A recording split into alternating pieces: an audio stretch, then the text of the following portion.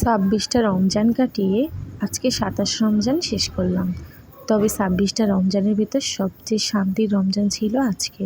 কারণ কি জানেন, আজকে আমরা সব পরিবার মিলে এক জায়গায় বসে ইফতার করেছি। হ্যালো এভরিওয়ান, কী অবস্থা সবার, কেমন আছেন?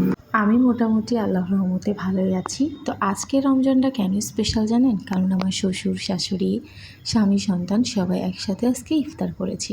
তো আমি বিকালবেলা চলে আসি সেহেরি ইফতার রান্না করার জন্য, বাট যেহেতু আমি অসুস্থ এজন্য আমাকে ইফতার বানানো লাগে নাই, শুধু আমি রান্না করেছি, তাও মাছ দিয়ে আর পটল দিয়ে রান্না করেছি। আর এখানে উচ্ছে দিয়ে চিংড়ি মাছ মানে চিংড়ি বাটা দিয়ে রান্না করেছি। তো প্রচণ্ড গরম পড়তেছে, সাথে সাথে গরমে আমার অবস্থা প্রায় খারাপ। তবে এত কষ্টের ভেতরে একটা জিনিস খুবই ভালো লাগছিল যে সপরিবার একসাথে কাটাতে পারছি, এটাই।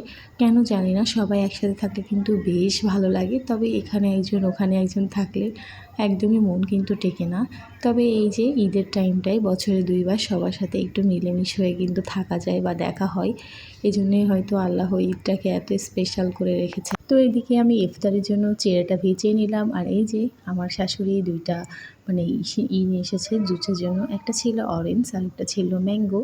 তো আমি চিড়েটা ভিজিয়ে রেখে চলে গিয়েছিলাম রান্নাবান্না করতে। আর এদিকে কিন্তু আমার শাশুড়ি মা সব ইফতার এদিকে রেডি করে ফেলে। বাট আজকে আমি কোনো ইফতার বানাই, শুধু ছোলা ভুনা করেছি। আর বাইরে থেকে সব ইফতার নিয়ে আসছিল আমার শ্বশুর, আপনাদের ভাইয়া, 2জন মিলে যেয়ে। তো অনেক বেশি ভালো লেগেছিল। আর আজকে রমজান আপনাদের কেমন কাটলো অবশ্যই কিন্তু কমেন্ট করে জানাবেন।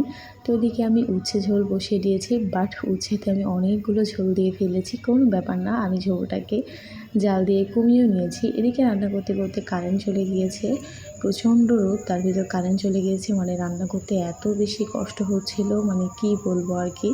তাও রান্নাবান্না করে নিলাম। আর এদিকে আমার ছেলে, তার দাদু এসেছে, এই জন্য সে একাই ইফতার রেডি করবে, এই জন্য সব কিছু নিয়ে যাচ্ছিল, প্লেট, তারপর ফল কাটার জন্য যেটা লাগে আর কি, সব কিছু নিয়ে চলে যাচ্ছিলো, যে একাই ফল কাটবে। এখানে ফলগুলো নিয়ে বসে পড়েছে, যে তার দাদু এসেছে, সে আজকে ইফতার করবে। সে এত বেশি এক্সাইটেড কেন জানেন? কারণ তার দাদু আর তার দাদি একসাথে থাকে না, মানে আলাদা জায়গায় থাকে। আর সে কিছুদিনের জন্য পাইলে অনেক বেশি খুশি হয়ে যায়।